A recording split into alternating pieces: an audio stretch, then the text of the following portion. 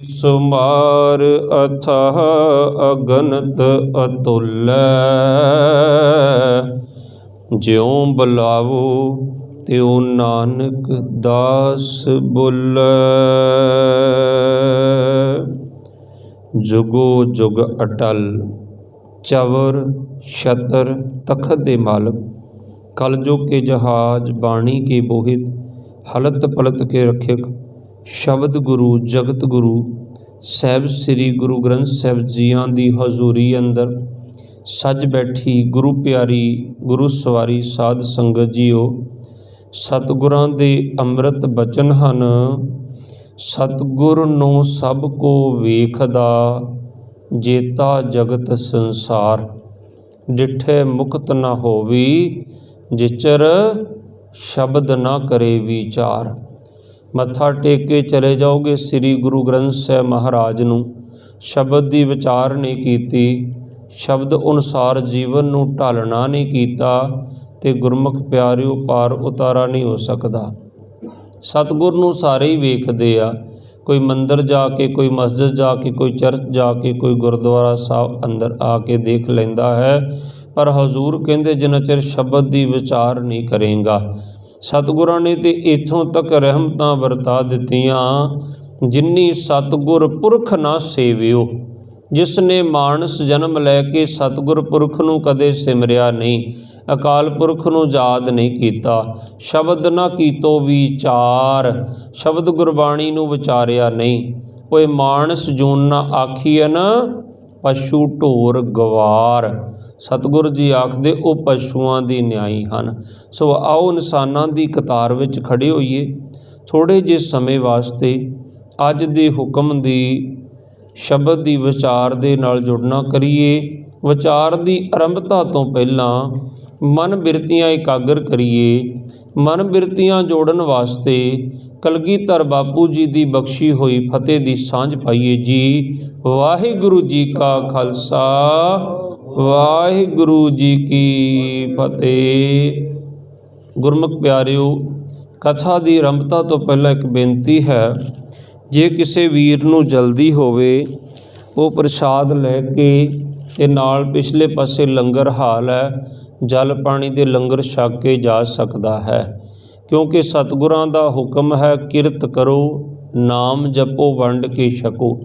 ਜੋ ਕਿਰਤ ਸਤਿਗੁਰ ਨੇ ਲਾਈ ਹੈ, ਆਪਣੀਆਂ ਡਿਊਟੀਆਂ ਉਹ ਵਫਾਦਾਰੀ ਦੇ ਨਾਲ ਨਿਭਾਉਣਾ ਸਾਡਾ ਗੁਰਸਿੱਖ ਦਾ ਪਹਿਲਾ ਫਰਜ਼ ਬਣਦਾ ਹੈ। ਫਿਰ ਜਿਹੜੇ ਏਡੇ ਵੱਡੇ ਸਪੀਕਰ ਲਾਏ ਆ, ਉਹ ਇਸੇ ਕਰਕੇ ਲਗਾ ਰੱਖੇ, ਤੁਸੀਂ ਜਿੱਥੇ ਵੀ ਕਿਤੇ ਹੋਵੋ ਨਾ, ਉੱਥੇ ਸਤਿਗੁਰ ਦਾ ਉਪਦੇਸ਼ ਤੁਹਾਡੇ ਤੱਕ ਪਹੁੰਚੇ। ਉਸ ਤੋਂ ਇਲਾਵਾ ਵੀ ਬੰਦੋਬਸਤ ਕੀਤਾ ਹੋਇਆ, ਸੋਸ਼ਲ ਮੀਡੀਆ 'ਤੇ ਵੀ ਤੁਹਾਡੇ ਤੱਕ ਗੁਰੂ ਨਾਨਕ ਸਾਹਿਬ ਦਾ ਉਪਦੇਸ਼ ਪਹੁੰਚਦਾ ਕਰਨ ਦੀ ਕੋਸ਼ਿਸ਼ ਕਰੀਦੀ ਹੈ। ਸੋ ਗੁਰਮੁਖ ਪਿਆਰਿਓ, ਇੱਕ ਸ਼ਰਾਬੀ ਬੰਦਾ ਹੈ ਨਾ, ਉਹਨੂੰ ਪੁੱਛੀਏ ਭਾਈ ਤੂੰ ਅੱਜ ਸ਼ਰਾਬ ਕਿਉਂ ਪੀਤੀ, ਤੇ ਉਹਦਾ ਪਹਿਲਾ ਬਚਨ ਹੁੰਦਾ, ਕਹਿੰਦਾ ਜੀ ਅੱਜ ਖੁਸ਼ੀ ਬੜੀ ਸੀ ਮੈਨੂੰ, ਮੈਂ ਤਾਂ ਪੀਤੀ ਆ, ਅੱਜ ਭਰਾ ਦਾ ਵਿਆਹ ਸੀ ਤਾਂ ਪੀਤੀ ਆ। ਕਿਤੇ ਐਸਾ ਵਕਤ ਆ ਜਾਏ, ਦੁੱਖ ਭਰੇ ਭਾਣਾ ਵਾਪਰ ਜਾਏ, ਘਰ ਪਰਿਵਾਰ 'ਚ ਕਿਸੇ ਦੀ ਮੌਤ ਹੋ ਜਾਵੇ, ਤੇ ਮੈਂ ਐਸੇ ਵੀ ਬੰਦੇ ਵੇਖੇ ਜਿਹਨੂੰ ਪੁੱਛਿਆ ਕਿਉਂ ਸ਼ਰਾਬ ਪੀਨਾ, ਕਿ ਅੱਜ ਤੇਰਾ ਤੇ ਪਿਓ ਮਰਿਆ ਪਿਆ ਰਿਹਾ, ਕਿਉਂ ਪੀਨਾ, ਕਹਿੰਦਾ ਮੈਂ ਪਿਓ ਮਰਿਆ ਤਾਂ ਹੀ ਤੇ ਦੁੱਖ ਵਿੱਚ ਪੀਨਾ। ਭਾਵ ਕਿ ਖੁਸ਼ੀ ਵਿੱਚ ਵੀ ਪੀਣੀ ਤੇ ਦੁੱਖ ਵਿੱਚ ਵੀ ਪੀਣੀ, ਉਹਨੇ ਇੱਕ ਬਹਾਨਾ ਬਣਾ ਲੈਣਾ। ਅਸੀਂ ਗੁਰਮੁਖ ਪਿਆਰਿਓ, ਬਹਾਨਾ ਕੋਈ ਵੀ ਹੋਵੇ, ਭਾਵੇਂ ਖੁਸ਼ੀ ਹੋਵੇ ਗਮੀ ਹੋਵੇ, ਆਪਾਂ ਕੀ ਕਰਦੇ ਹਾਂ? ਖੁਸ਼ੀ ਦੇ ਵਿੱਚ ਵੀ ਆਪਾਂ ਜਪਦੇ ਹਾਂ, ਆਨੰਦ ਭਇਆ ਮੇਰੀ ਮਾਏ ਸਤਿਗੁਰੂ ਮੈਂ ਪਾਇਆ। ਅਸੀਂ ਕਹਿੰਦੇ ਸਤਿਗੁਰੂ ਨੂੰ ਪਾਵਾਂਗੇ ਤਾਂ ਆਨੰਦ ਹੈ, ਤਾਂ ਖੁਸ਼ੀ ਹੈ। ਤੇ ਦੁੱਖ ਵਿੱਚ ਵੀ ਅਸੀਂ ਆਖਦੇ ਹਾਂ ਆਨੰਦ ਭਇਆ ਮੇਰੀ ਮਾਏ ਸਤਿਗੁਰੂ ਮੈਂ ਪਾਇਆ। ਮੈਂ ਆਪਣੀ ਕਥਾ ਨੂੰ ਇੱਥੋਂ ਆਰੰਭ ਕਰਾਂ ਕਿ ਗੁਰਮੁਖ ਪਿਆਰਿਓ, ਜਦੋਂ ਕਿਸੇ ਦੀ ਮੌਤ ਹੋ ਜਾਂਦੀ ਹੈ ਨਾ, ਮੌਤ ਯਾਦ ਹੋਵੇ ਤੇ ਪਰਮਾਤਮਾ ਯਾਦ ਰਹਿੰਦਾ। ਜੇ ਤੁਸੀਂ ਕਹੋਗੇ ਬਾਬਾ ਜੀ ਸਵੇਰੇ ਸਵੇਰੇ ਮੌਤ ਦੀ ਗੱਲ ਕਰ ਰਹੇ, ਜਿਹਨੂੰ ਮੌਤ ਭੁੱਲ ਗਈ ਉਹਨੂੰ ਰੱਬ ਭੁੱਲ ਜਾਂਦਾ ਹੈ। ਸੋ ਗੁਰਮੁਖ ਪਿਆਰਿਓ, ਜਦੋਂ ਕਿਸੇ ਦਾ ਕੋਈ ਸੰਸਕਾਰ ਕਰਕੇ ਵਾਪਸ ਆਉਂਦਾ ਨਾ, ਆਮ ਮਜ਼੍ਹਬਾਂ 'ਚ ਆਖਿਆ ਜਾਂਦਾ ਇੰਨੇ ਦਿਨ ਵਾਸਤੇ ਮੰਦਰ ਨਹੀਂ ਜਾਣਾ, ਇੰਨੇ ਦਿਨ ਵਾਸਤੇ ਧਰਮ ਸਥਲ ਨਹੀਂ ਜਾਣਾ, ਪਰ ਗੁਰੂ ਨਾਨਕ ਪਾਤਸ਼ਾਹ ਦੇ ਘਰ ਸਭ ਤੋਂ ਪਹਿਲਾਂ ਸੰਸਕਾਰ ਕਰਨ ਤੋਂ ਬਾਅਦ ਕਿੱਥੇ ਆਈਦਾ? ਗੁਰਦੁਆਰਾ ਸਾਹਿਬ ਆਈਦਾ। ਉੱਥੇ ਫਿਰ ਗੁਰੂ ਸਾਹਿਬ ਦੀ ਬਾਣੀ ਗ੍ਰੰਥੀ ਜੀ ਦੱਸਦੇ ਹਨ, ਕੋਈ ਮਰੇ ਨਾ ਮੋਇਆ ਨਾਲੇ, ਕੋਈ ਮਰੇ ਨਾਲ ਮਰਦਾ ਨਹੀਂ ਹੁੰਦਾ। ਫਿਰ ਜਦੋਂ ਉੱਥੇ ਅਰਦਾਸ ਹੁੰਦੀ ਹੈ ਨਾ, ਤੇ ਅਰਦਾਸ ਤੋਂ ਪਹਿਲਾਂ ਉੱਥੇ ਗ੍ਰੰਥੀ ਸਿੰਘ ਆਖਦਾ, ਕੋਈ ਐਸਾ ਘਰ ਹੈ ਜਿੱਥੇ ਵਿਆਹ ਵੇਲੇ ਵੀ ਉਹੀ ਗੀਤ ਗਾਇਆ ਜਾਂਦਾ ਹੋਵੇ, ਤੇ ਜਿੱਥੇ ਜਨਮ ਵੇਲੇ ਵੀ ਉਹੀ ਗੀਤ ਗਾਇਆ ਜਾਂਦਾ ਹੋਵੇ, ਤੇ ਜਿੱਥੇ ਮੌਤ ਵੇਲੇ ਵੀ ਉਹੀ ਗੀਤ ਗਾਇਆ ਜਾਂਦਾ ਹੋਵੇ। ਇੱਕੋ ਇੱਕ ਘਰ ਹੈ ਸਤਿਗੁਰੂ ਨਾਨਕ ਪਾਤਸ਼ਾਹ ਦਾ ਘਰ, ਜਿੱਥੇ ਵਿਆਹ ਵੇਲੇ ਵੀ, ਜਨਮ ਵੇਲੇ ਵੀ ਤੇ ਮੌਤ ਵੇਲੇ ਵੀ ਆਖਿਆ ਜਾਂਦਾ, ਆਨੰਦ ਭਇਆ ਮੇਰੀ ਮਾਏ ਸਤਿਗੁਰੂ ਮੈਂ ਪਾਇਆ, ਸਤਿਗੁਰ ਤਾਂ ਪਾਇਆ ਸਹਿਜ ਸੇਤੀ ਮਨ ਵੱਜੀਆਂ ਵਾਧਾਈ। ਹੁਣ ਕੋਈ ਪੁੱਛੇ ਕਿਹੜੀਆਂ ਵਧਾਈਆਂ ਵੱਜੀਆਂ, ਕਿਹੜਾ ਆਨੰਦ ਹੈ? ਬਾਪੂ ਤੇ ਜਵਾਨ ਪੁੱਤ ਦਾ ਸੰਸਕਾਰ ਕਰਕੇ ਆਇਆ, ਤੇ ਉਸ ਤੋਂ ਵੱਡੀ ਹੱਦ ਉਦੋਂ ਹੋ ਜਾਂਦੀ ਆ।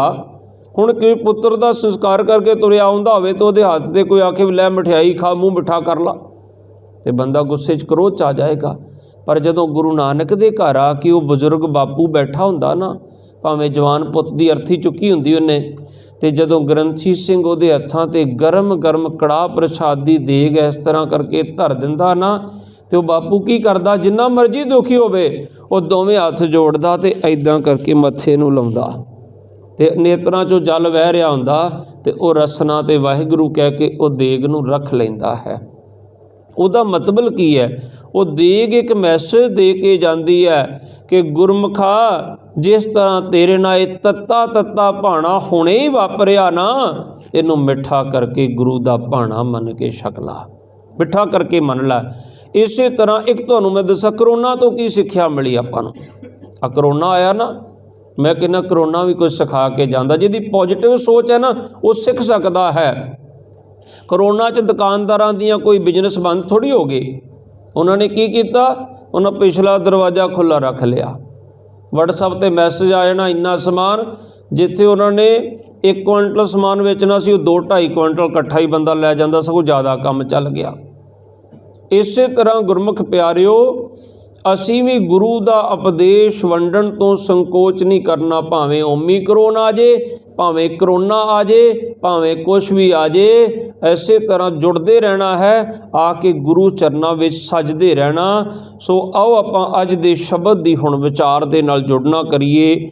ਅੱਜ ਦੀ ਵਿਚਾਰ ਵੀ ਗੁਰਮੁਖੋ ਇਹ ਹੈ, ਸਤਿਗੁਰੂ ਗੁਰੂ ਅਰਜਨ ਦੇਵ ਪਾਤਸ਼ਾਹ ਦਾ ਅੰਮ੍ਰਿਤ ਬਚਨ ਹੈ, ਧਨਾਸਰੀ ਰਾਗ ਦੇ ਵਿੱਚ ਸ੍ਰੀ ਗੁਰੂ ਗ੍ਰੰਥ ਸਾਹਿਬ ਮਹਾਰਾਜ ਦੇ 679 ਅੰਗ 'ਤੇ ਸੁਸ਼ੋਭਿਤ ਹੈ।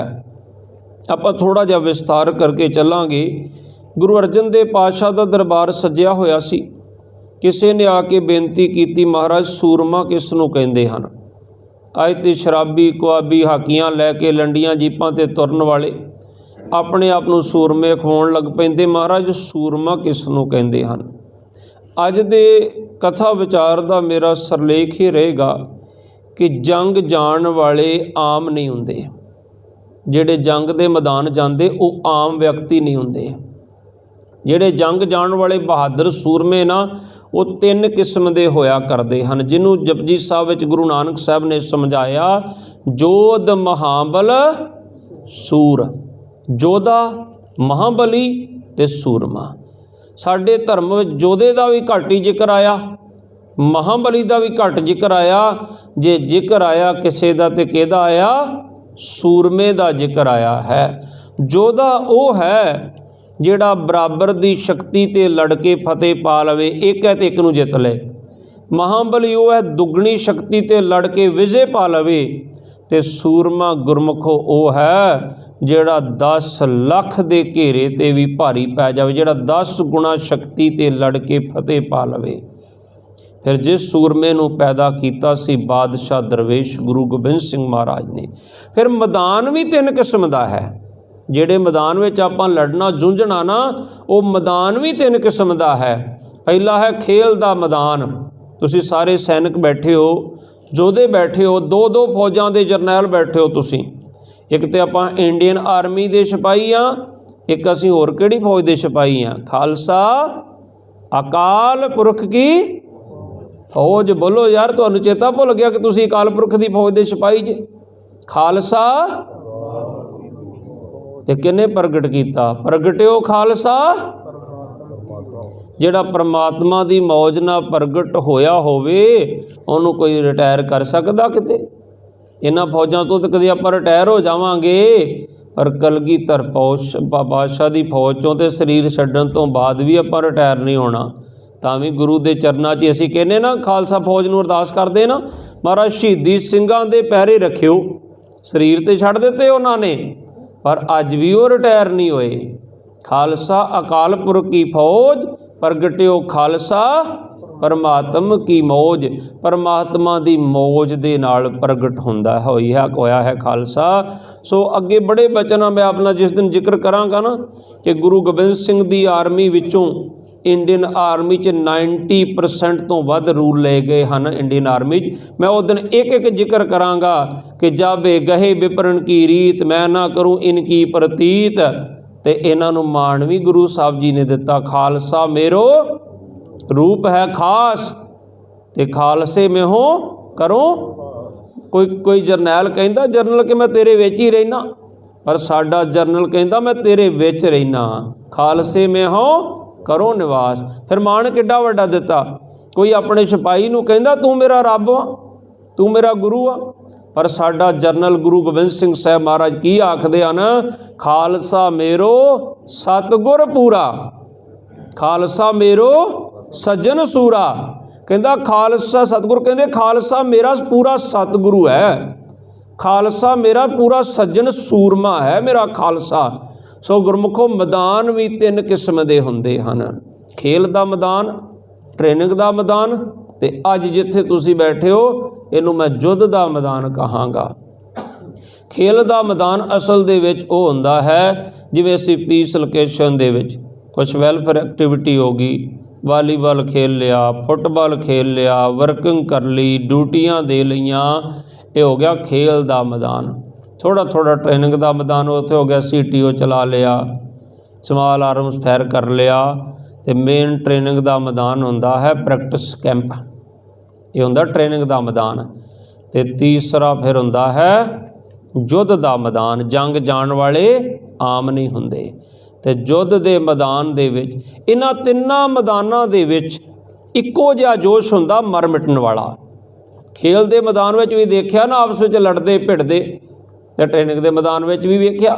इन्हां तिन्नां मैदानां दे विच इक्को जिहा जोश हुंदा मर मिटण वाला। तो जिहड़े ग्रंथ हत्थ रख के आपां शपथ लई है ना, कसम खाधी, ये अज मैं तां विशा रखिया जदों मैं आके हुक्मनामा साहब सवेरे सतगुरां कोलों प्राप्त किया ना, तो अज दा हुक्म भी गुरु अर्जन देव पातशाह ने यही दे दिता।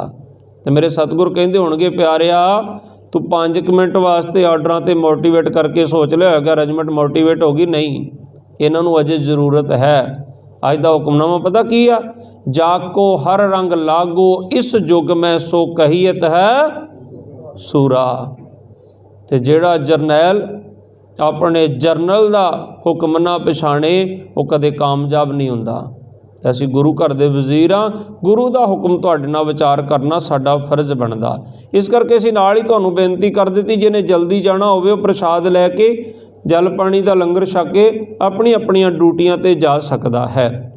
जिहड़े ग्रंथ हत्थ रख के तुसीं कसम खाधी आ, मैं हुणे एक जिक्र कर रहा सी तुहाडे नाल करोना वाली गल दा कि करोना दे विच दुकानदारां ने ज़्यादा सौदा वेच लिया। तो रात तुसीं लेट सी, ट्रेनिंग विच सी, तो रात मैनूं भी थोड़ा आनंद नहीं आया कथा करन दा। मैं 10 मिनट ला के फिर असीं भी लेट हो गए सी, फिर समाप्ति कर दित्ती। तो मैं क्या भाई करोना वाले समय विच वो दुकानदार ज़्यादा सौदा वेच लेंदे, कोई नहीं आपां सवेरे वेचांगे। ये जिवें वो आउंदे हुंदे सी ना पतली गली च पिछले दरवाजे थाणी सौदा लैण वास्ते, मैं क्या अमृत वेले जरूर आउणगे दर्शन करन, उदों आपां गुरु नानक पातशाह दा उपदेश इन्हां तक पहुँचावांगे। भागां वाले जे तुसीं सवेरे 4 बजे आके गुरु घर पहुँच जांदे जे, मैं सवेरे दरवाज़ा खोलदिआं पुछदा हुन्ना कि जुझारू सिंह नहीं आए जे, क्योंकि 2 साडे जुझारू सिंह हन, भाई साहब भाई रणजीत सिंह जिन्हों प्यार दे नाल आपां गब्बर सिंह भी कह दिंदे आ, ते भाई हरजीत सिंह। दरवाज़ा खोलदिआं सब तो पहलां वो गुरुद्वारा साहब पहुँच जाते, तो मैं उदों ही पुछदा हुन्ना अजे जुझारू सिंह नहीं पहुँचे आके। सो ऐसे भागां वालियां रूहां होया करदियां हन गुरमुख प्यारिओ। सो जिहड़े ग्रंथ हत्थ रख के तुसां कसम लई है, मैं एक दिन पुछया सारी संगत नूं, मैं आख्या पहलां धर्म के कर्म ਤੇ ਕਿਸੇ ਨੇ ਆਖਿਆ ਪਹਿਲਾਂ ਕਰਮ। मैं कहा ठीक आ, तुसीं कहो असीं ग्रंथ हत्थ रख के कसम नहीं खांदे गीता ते बाइबल ते गुरु ग्रंथ साहिब महाराज ते असीं तुहानूं सिपाही नहीं जे बनाउंदे। फिर पहला धर्म होया। क्यों पहला धर्म है कि धर्म ही सिखाउंदा है जो तो प्रेम खेलन का चाओ सिर धर तली गली मेरी आओ इत मार्ग पैर धरीजै सिर दीजै कान ना कीजै। धर्म ने ही वो पैदा किए जिन्हां दे नां तो अज भी कहते चुप शाह जा बच्चिया हरिया राग ले, चुप कर जा नलूआ आ जाएगा। आस्ट्रेलिया ने 10 जरनैलों की लिस्ट छांटी सी, उस किसी ने कहा चंगेज खान, किसी ने कहा सिकंदर महान, पर उचों सब तो टॉपर जरनैल वो आया जिन्हें धर्म कमाया सी।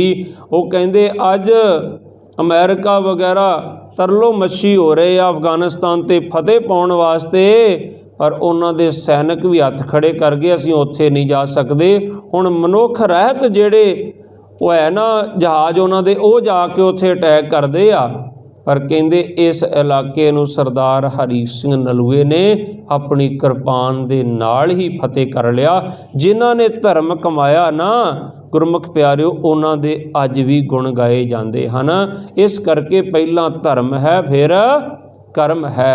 धर्म ही सिखाउंदा ना किरत करो नाम जपो ते वंड के छको। होर धर्म की सिखाउंदा है पहला मरण कबूल जीवन की छड़ हो सबन की रेणुका आओ आओ हमारे पास।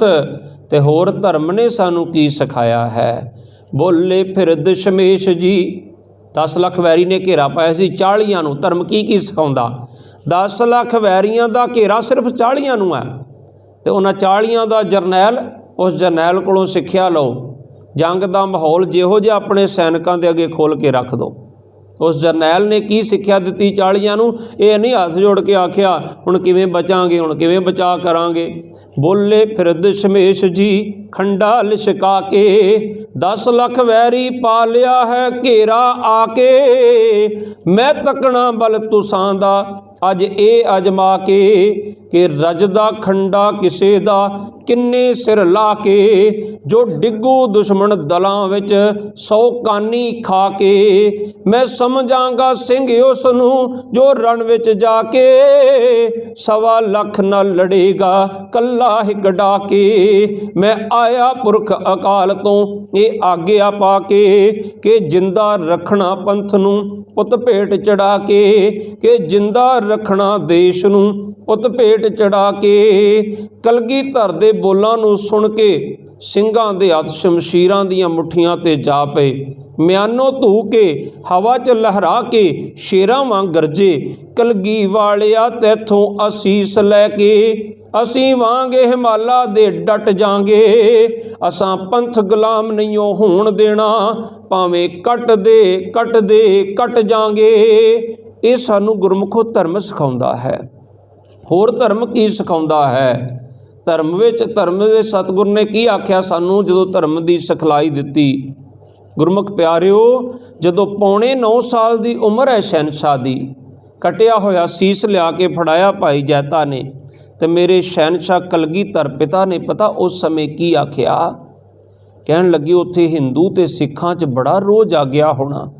नहीं सतगुरु, उत्थे लोकां ने सीस झुका दिता जुल्म अगे। सतगुर ने म्यानो तलवार धोई। उम्र किन्नी? 9.25 साल की।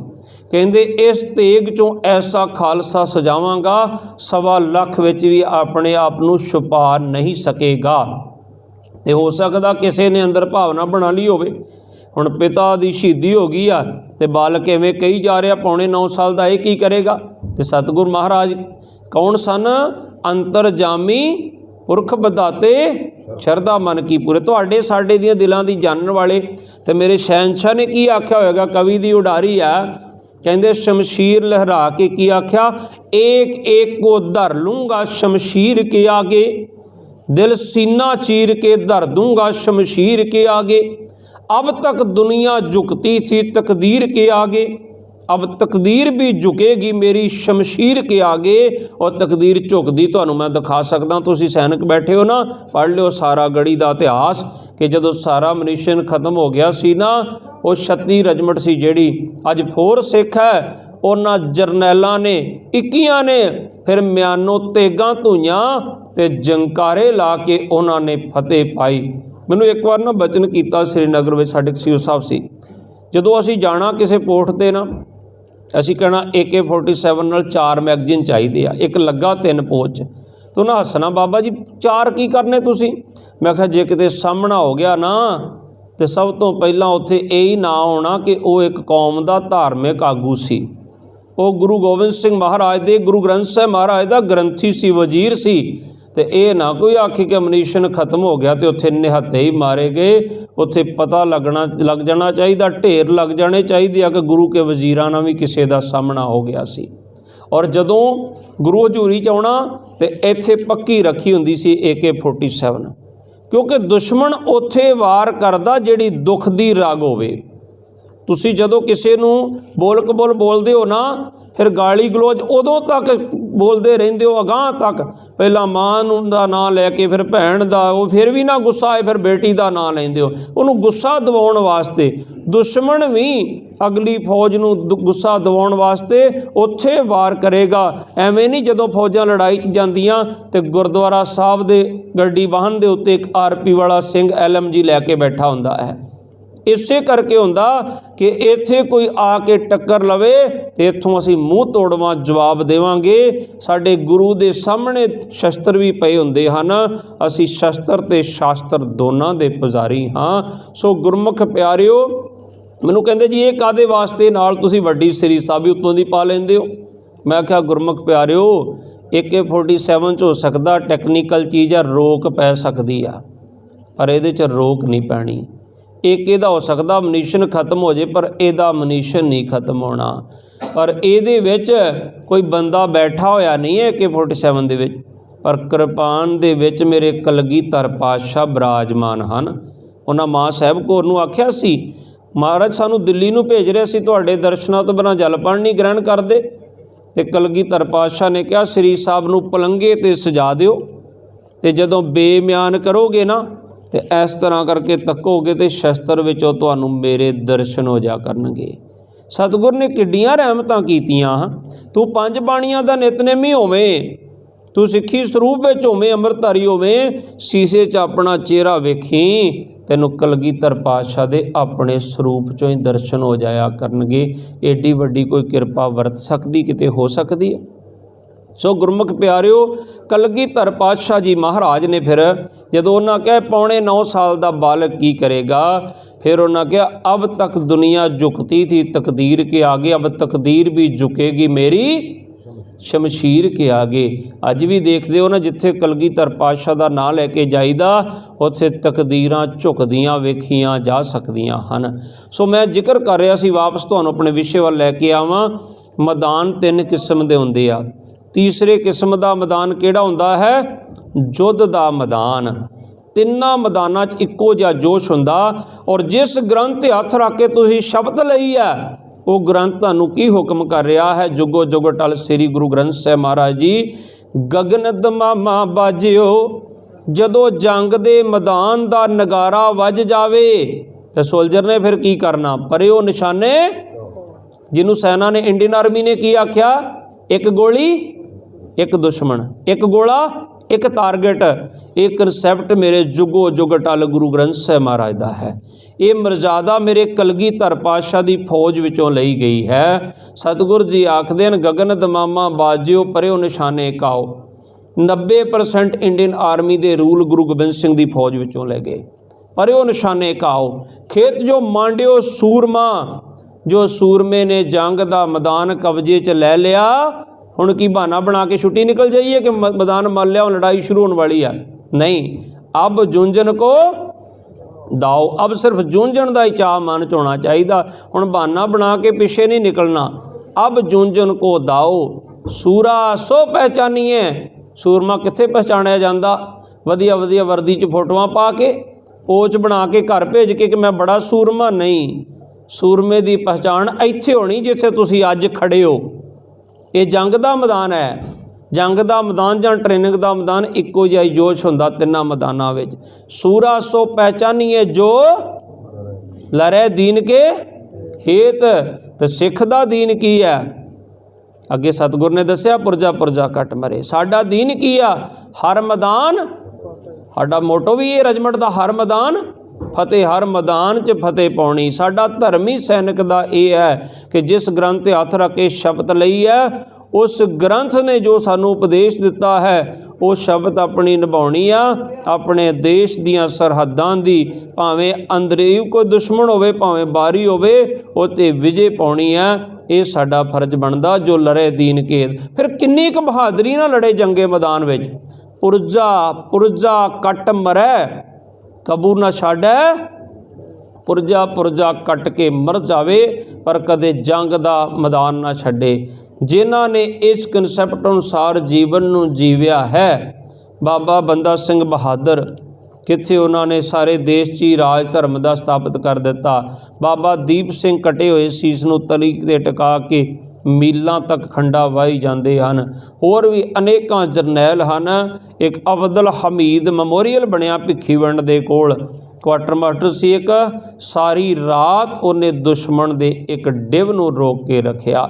सो गुरमुख प्यारिओ, सतगुरु जी आखदे हन सूरमा जंग दे मैदान च उदों पहचानिया जांदा पुरजा पुरजा कट मरै कबू ना छाड़ै। खेत कदे भी वो जंग दा मैदान ना छड्डे। अज दे हुक्मनामे साहब दियां दो पंक्तियां दी संखेप च विचार कर लईए। गुरु अर्जन देव पातशाह नूं पुछया, महाराज सूरमा किस नूं आख्या जांदा? सतगुर कहंदे जाको हर रंग लागो इस जुग में सो कहियत है सूरा। कई वीर आर्मी च कह देंदे आ जे शराब नहीं पीवांगे जंग किवें लड़ांगे, शराब नहीं पीवांगे किवें लड़ांगे मैदान च। मैं आखदा हुन्ना गुरमुख प्यारिओ, वो रस पीना करो जिहड़े रस नूं पी के सीस नूं भी तली ते टका लईदा। जिहड़ी शराब तुहाडे खून विच जहर भरी ना अंग्रेज़ां ने, अंग्रेज ते गुलाम करके देश नूं इन्ने साल चले गए, उन्हां नूं ते भगत सिंह होणां ने सूरबीर योद्धिਆਂ ने कढ़ दिता, पर उन्हां दे गुलामी दे जिहड़े साडे खून विच वो जहर दे इंजैक्शन ला गए, वो अजे भी असीं नहीं कढ़ सके। महाभारत दा एडा वड्डा युद्ध होया, किते श्री कृष्ण जी महाराज ने अर्जन नूं शराब पियाई सी। जदों अर्जन थोड़ा जिहा डोल गया सी ना कि मैं नहीं लड़ सकदा, अगे मेरे अपने खड़े आ, तो श्री कृष्ण जी ने उन्होंने फिर गीता उपदेश दे के दसिया सी, जे तेरे अपने होंदे तो तेरे बराबर ते खड़दे, अगों चढ़ के नहीं आउंदे। इस तरह जो दुश्मन देशों नाल मत्था लगदा ना, तो हो सकदा जे असी इधरों सिख आ तो उधरों भी सिख फौजां हुण उन्हां कोल चढ़ के आ जाण, इधरों हिंदू आ तो उधरों भी हिंदू आ जाण, इधर अपने कोल भी मुसलमान उधर तो मुसलमान है ही आ। पर उस समय ये सानू याद होना चाहिए अपना वो है जिहड़ा साडे कंधे नाल कंधा मिला के खड़ा है। ये सानू साडे ग्रंथां दा उपदेश है गुरमुख प्यारिओ कि जदों असी जंगे मैदान नूं चल पैने आ उदों गुरु दा उपदेश लैके ही चलदे आ। जाको हर रंग लागो इस युग में, जिन्हों हरी दे नाम दा रंग इस युग विच लग्या होया ना। मैं गल कर रहा सी ना अज शराब दी, सतगुर कहंदे जित पीते मत दूर होए, बरल पए विच आए, अपना पराया ना पछाणी, खसमों धक्के खाए। खसम दी दरगाह विच भी धक्के खांदा। जे शराब इन्नी चंगी हुंदी ना तो तुसीं पी के ड्यूटी चले जाओ, तुहानूं पनिशमेंट क्यों दिता जांदा? कदे किसी ने कहा अमृतधारी नूं मार्च करो, उन्हें अमृत क्यों छकिया? शराबी नूं क्यों आख्या जांदा? ये अंग्रेज़ां ने साडे खून च जहर पाई। इहदा पहला मैं विस्तार नाल विचार कर चुकिया कि सैना च शराब क्यों इशू हुंदी, इहदा की कारण है। क्योंकि अज साइंस इस जगह ते पहुँच गई जिहड़ा 3 दिन अल्कोहल लैंदा अल्कोहल डिपेंडेंट हो जाता है। अज सैना च बड़ी शराब घट गई है, बड़ी किरपा हो रही सतगुर दी। जिहड़ा 3 दिन अल्कोहल लैंदा अल्कोहल डिपेंडेंट हो जाता तो सैना 3 दिन इशू करती है।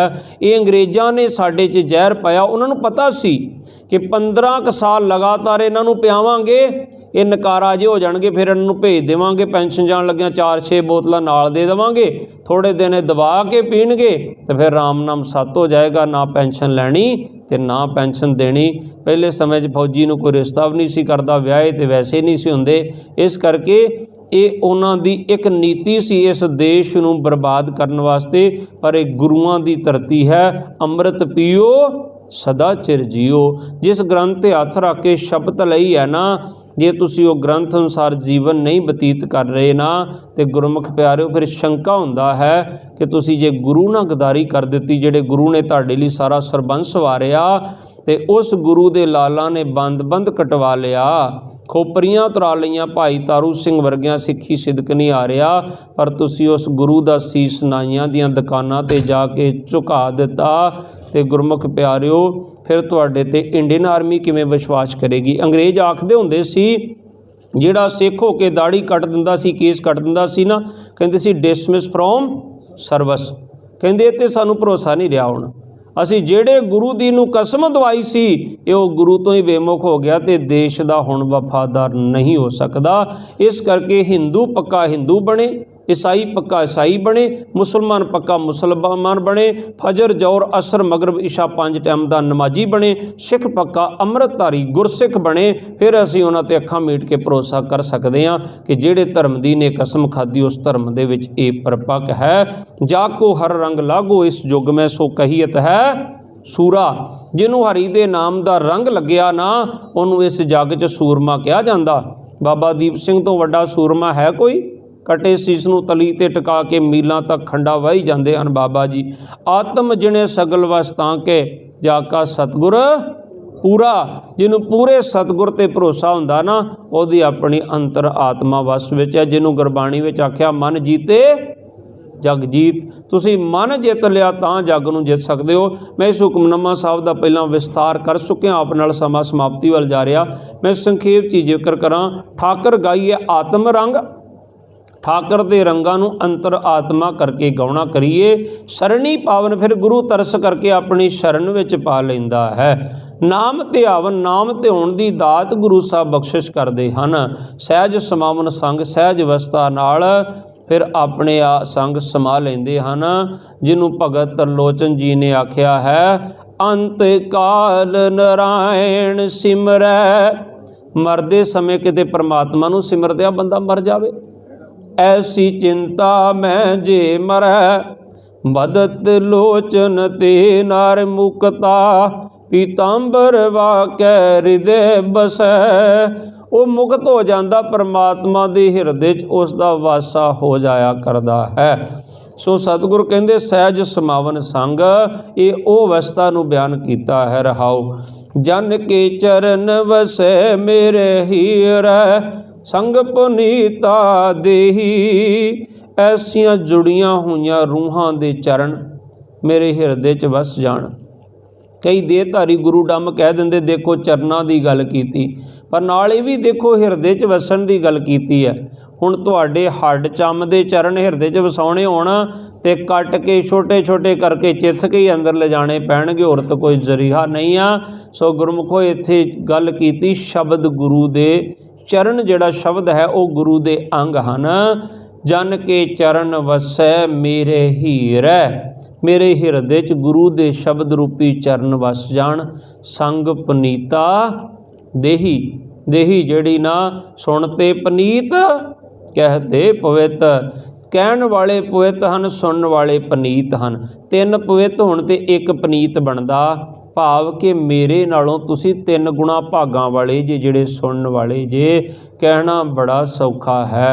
गुरमुखो भावें उस कुदरत दा नियम है, उन्हें मूँह एक दिता ते कन 2 दिते कि जिन्ना तू बोलदा उस तो ज़्यादा डबल सुनना है।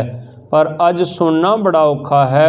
तुसी किसी को अपना दुख भी रोन लगोगे ना, माड़ी जी गल करोगे, दूजा कहेगा रुक जा पहला मेरा सुन ला। मेरे नाल भी इसे तरह हो रहा है। किसी भी विषय ते गल करोगे, तकरीबन 2 गल्लां सुन तो बाद बंदा टोक देगा रुक जा, मैं दसदा मैं भी मेरे नाल भी इसे तरह होया है।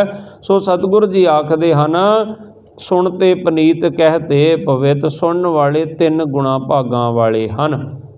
जन के चरण वसे मेरे हीरै, संग पनीता देही। जन की धूर देहो कृपा निध, नानक कै सुख। यही ऐसियां जुड़ियां हुई रूहां दी चरण धूड़ मैनू दे दिओ। मेरे अंदर दा दाता जी यही सुख है। सो सतगुरु महाराज रहमत करन। धर्म सानू सिखाउंदा है कि 1.25 लाख से एक लड़ाऊं तबे गोबिंद सिंह नाम कहाऊं। जदों कवि ने हैरान जिहा हो के कह दिता ना वाहो प्रगटिओ, कहते कौन प्रगट होया? कहते मर्द अगमड़ा, एक मर्द पर अगमड़ा उहदे वर्गा होर कोई नहीं। वो कौन है? कहते वरियाम अकेला, वो परमात्मा आप इस धरती ते आ गया। तो उन्हें क्या कौन है वो परमात्मा का रूप लैके जो आया? कहते वाहो वाहो गोबिंद सिंह आपे गुर चेला। सो सतगुरु महाराज रहमत करन। इन्ने क बचन करते हुए समाप्ति। कोई बचन वध घट बोलिया गया होवे गुरु रूप साध संगत ते श्री गुरु ग्रंथ साहिब जी महाराज बख्शण जोग हन। अमृत छकीए गुरु वाले बणीए, नगुरे का है नाम बुरा। वाहिगुरु जी का खालसा, वाहिगुरु जी की फतेह।